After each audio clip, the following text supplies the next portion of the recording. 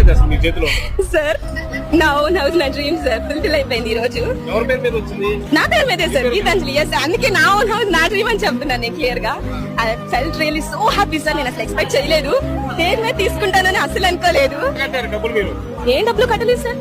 నేను ఇంకా తీసుకున్నా, యాక్చువల్ గా అమ్మఒడి తీసుకున్నాను, మా మామగారికి పింఛన్ తీసుకున్నాను, మా అత్తగారికి చేయదు పథకం తీసుకున్నాను, ఇప్పుడు నా డ్రీమ్ హౌస్ తీసుకున్నాను. ఏం చెప్తారు జగన్ అన్నకి? ఏం చెప్తారు మీరు? Thank you so much Jagan అన్న. ఇప్పుడు నా ఇద్దరు ఆడపిల్లలు ఉంటుంటే జై జగన్ అన్న అని అరిచేవారు, ఇక మొత్తం వినిపించేది.